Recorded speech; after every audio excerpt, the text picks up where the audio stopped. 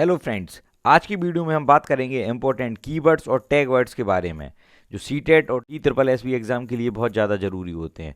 तो चलिए शुरू करते हैं आज की वीडियो। दोस्तों, एग्जाम में कुछ ऐसे कीवर्ड्स होते हैं जिन पर क्वेश्चंस बेस्ड होते हैं और जो हमारे ऑप्शंस हैं उनमें ये कीवर्ड्स यूज़ करे जाते हैं। ऐसे कीवर्ड्स अगर किसी ऑप्शंस में मिलते हैं तो हमें उन्हें सही मार्क करना है।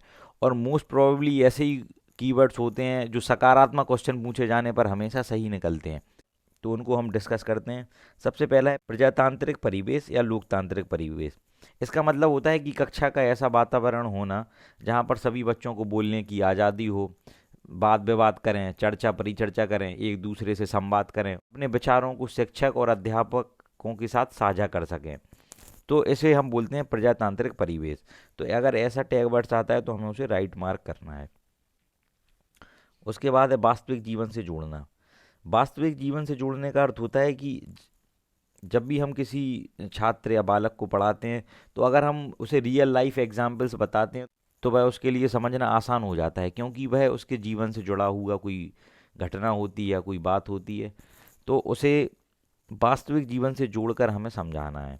तो अगर ऐसा ऑप्शन होगा तो वह हमेशा सही होगा। उसके बाद सबसे ज़रूरी बाल केंद्रित शिक्षा।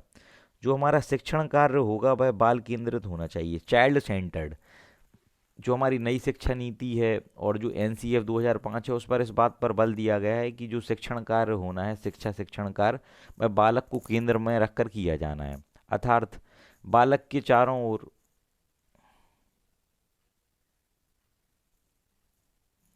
तो कोई भी ऑप्शन ऐसा आएगा जिसमें बाल केंद्रित शिक्षा पर जोर दिया जा रहा होगा उसको हमें सही मार्क करना है। ओके। उसके बाद आता है समृद्ध वातावरण उपलब्ध कराना। इसका मतलब होता है कक्षा कक्ष में पढ़ाने के दौरान TLM का यूज़ करना, टीचिंग लर्निंग मटेरियल, जिसमें चार्ट पेपर, ग्लोब। उसके बाद प्रिंट रिच मटेरियल, ऐसे पोस्टर्स का यूज़ करना जिस पर चित्र बने हों, जिससे समझना आसान हो जाता है, कहानियाँ उस पर लिखी हों। और सबसे अंत में होता है ऑडियो वीडियो एड्स। अर्थात आप प्रोजेक्टर के माध्यम से या लैपटॉप के माध्यम से कक्षा में पढ़ा सकते हैं, जिसमें चलचित्र शामिल होते हैं। वीडियो के माध्यम से समझना आसान हो जाता है, हमें मूवीज़ ज़्यादा याद रहती हैं। तो कोई ऑप्शंस में अगर समृद्ध वातावरण शब्द आता है, ये आपका टैग वर्ड्स है, तो वह ऑप्शन आपका सही होगा।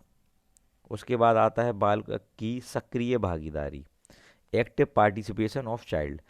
ठीक है, अगर कक्षा में आप कोई भी गतिविधि करवा रहे हैं और बालकों की उसमें सक्रिय भागीदारी है, वह परिचर्चा कर रहे हैं, आपस में बात कर रहे हैं, पोस्टर बना रहे हैं, भ्रमण कर रहे हैं, किसी साइट को विजिट कर रहे हैं, तो उसमें छात्रों की सक्रिय भागीदारी होना अत्यंत आवश्यक है। अगर ऐसा कीवर्ड्स आपके किसी भी ऑप्शंस में आता है तो उसके सही होने के चांसेस बहुत ज़्यादा होते हैं। उसके बाद है बालक की मातृभाषा में शिक्षा। देखिए, मातृभाषा में किसी भी चीज़ को सीखना सबसे आसान होता है, क्योंकि बचपन से ही जब हम जिन शब्दों को सुनते हैं वही हमारे मस्तिष्क में सेट हो जाते हैं। तो जो प्रारंभिक शिक्षा होती है वह आपकी मदर टंग में दी जानी चाहिए। तो इसको आपकी नई शिक्षा नीति में भी बताया और NCF 2005 में भी। तो यह आपका ऑप्शन सही होगा कि बालक की प्रारंभिक शिक्षा उसकी मातृभाषा में होनी चाहिए। ये आपका कीवर्ड है। उसके बाद आता है बहुभाषिता। ये क्वेश्चन बहुत एग्जाम में पूछा जाता है कि अगर एक कक्ष में कई भाषाओं के छात्र हैं तो क्या उससे परेशानी होगी, तो नहीं। उससे क्या होता है, जब एक कक्षा में बहुभाषी लोग हैं, बहुभाषी छात्र हैं, तो उसे सीखने के एक अवसर के रूप में देखा जाता है। उससे सीखने के तर्क का विकास होता है। कई भाषाओं को सीखने से आपके मस्तिष्क का विकास होता है, तर्क शक्ति बढ़ती है। तो हमें बहुभाषिता को एक अवसर के रूप में देखना है। उसके बाद आता है परिचर्चा, चर्चा, वाद विवाद, भाषण के अवसर प्रदान करना। कक्षा कक्ष में जब आप पढ़ाते हैं तो छात्रों के बीच सिर्फ आपको एक तरीके से संवाद नहीं करना है, एक तरफ से टू वे कम्युनिकेशन होनी चाहिए, जिसमें आप छात्रों के साथ परिचर्चा करें, छात्र आपस में चर्चा करें, छात्रों पर किसी टॉपिक पर वाद विवाद हो जिसमें नेगेटिव और पॉजिटिव पॉइंट्स रखे जाएं, छात्रों को स्पीच देने के अवसर प्रदान किए जाने चाहिए। तो ये ऑप्शन आपका सही होगा। उसके बाद आता है खेल खेल में शिक्षा।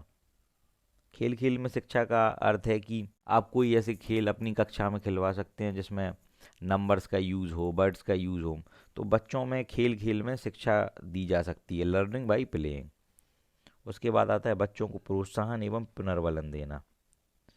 हमें बच्चों को हमेशा प्रोत्साहित करना है। अगर वह कुछ काम गलत भी करते हैं तो हमें उन्हें उसकी गलती को सही सुधारते हुए उसके कारण को जानना है और उन्हें प्रोत्साहन देना है कि अगली बार वह उस काम को सही करें।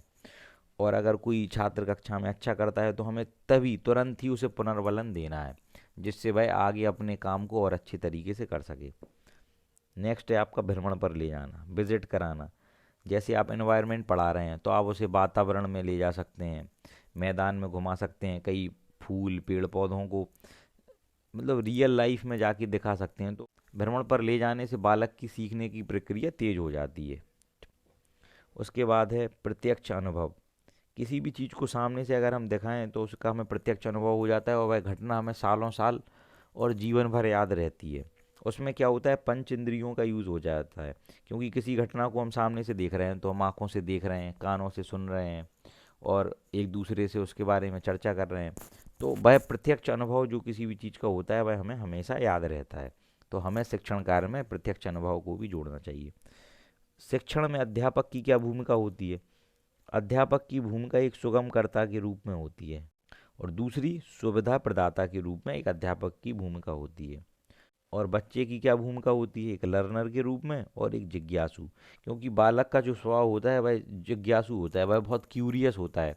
बालक कक्षा में कई क्वेश्चंस पूछते हैं, उन्हें क्यूरियोसिटी होती है हर चीज़ को जानने की। तो यह बहुत अच्छी प्रवृत्ति होती है, बालक को हमेशा जिज्ञासु होना चाहिए। अब बात करते हैं हम नेगेटिव टैग वर्ड्स की, जिसमें रटना, डांटना, किसी चीज़ को कंठस्थ करना। ऐसे टैग वर्ड्स हमें मिल जाए तो हमें उन्हें बिल्कुल भी इग्नोर कर देना है।